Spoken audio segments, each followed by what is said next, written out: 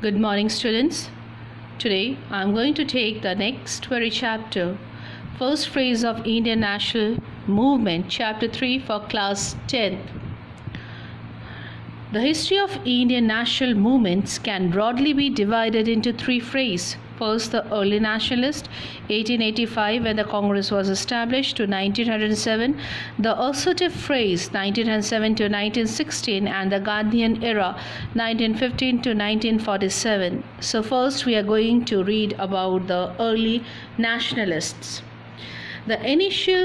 In its initial years, the Congress was led by a group of leaders known as the early nationalists. The member of this group was drawn from an educated middle class consisting of the professionals like lawyer, barrister, teacher and officials. So mainly the early nationalists were who?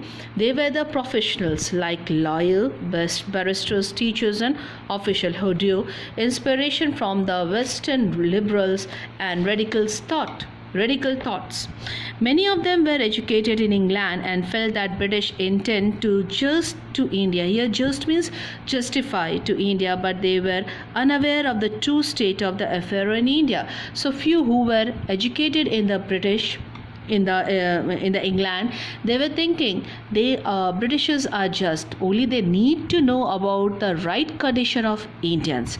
So leaders, the early nationalists include leaders from all parts of the country. First were W.C. Banerjee, Rasbihari Bose, Surendranath Banerjee and R.C. Datta from Bengal.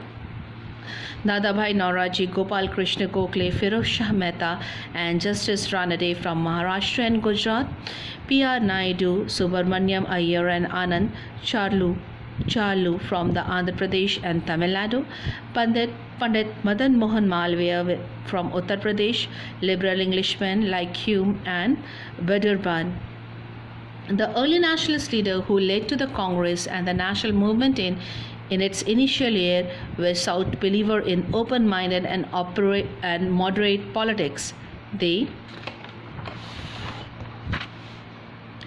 believe in the loyal to the British crown. They were having the belief in the British crown. They asked for the constitutional and other reform within the framework of the British rule. Means they never go beyond the rule and regulation of the British framework of the British rule, as they had faith in the British sense of justice and fair play, because they were having the faith that they are going to provide us the right judgment. They believed that the continuation of the British connection with India was in the interest of both England and India. They concerned themselves with the demand for the reforms. Their demands were moderate in nature, means no aggressiveness were there. It was in the moderate in nature. What were the beliefs of the early nationalists?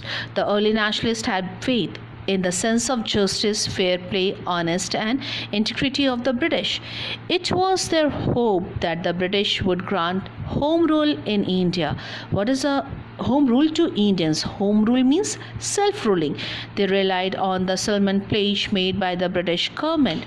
They believed that the British rule had many benefits. For example, it aided in cleaning social ills like sati, untouchability and child marriage. Means they got the belief. How dear? They got the belief because few steps taken by the British which were beneficial for the Indian society, like you remember the sati, untouchability and the child marriage. They were of the opinion of the Britain who helped Indians govern themselves according to the Western standard. They said that the main obstacle in the Indian progress was social and economic backwardness of the Indians and not the British colonial rule. So who were having this thinking? They're the early nationalists, that the main obstacle in the Indian progress was the social and economic backwardness of the Indians, not the British colonial rule. They relied on the constitutional and peaceful method to achieve their aims. They believe in the patience and reconciliations rather than to revolution and the confrontations. Now here means they believe in the simple, in the constitutional and peaceful method to get their fulfill their demands, not in the aggressive method, violence method. Demands of the early nationalists. The demands of the early nationalists may be studied under the following categories. Okay, now here the constitutional reforms. The early nationalists wanted a large share in the government of their country. They believed that eventually India should move towards the democratic self-government. However, they did not ask for the immediate achievement of their goal as they feared that the government would suppress their activities. They therefore aimed at winning freedom through the gradual process. They made the following demand. First, abolition of the Indian Council, expansion of the Legislative Council and Legislative Assembly both at central and in the provinces, increase in the membership of Indian by including some members elected by the local bodies like Chamber of Commerce, University, etc. in this council and by giving greater power to them. They demanded Indian control over the public purse and raised the slogan no taxation without representation. Here the purse means the public money, purse, the taxes. By the beginning of the 20th century, they made a demand of the Swaraj or the self-government within the British Empire, like the self-government colonies of Canada and Australia. Advocate representation of Indian in the Executive Council of the Viceroy and those of the Governor. Now, the economic reforms. In the constitutional reforms, Bache, at least 4 points you should learn nicely and go through it.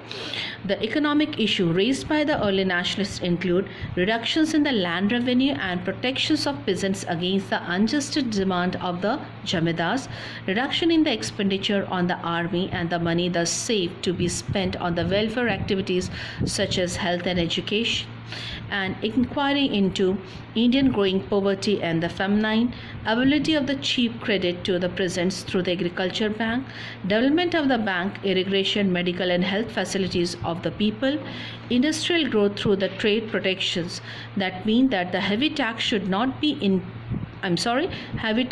be imposed on the imported goods and the government should give loan for the development of iron, coal, papers and sugar industries in India, total abolition of salt tax and duty on sugar.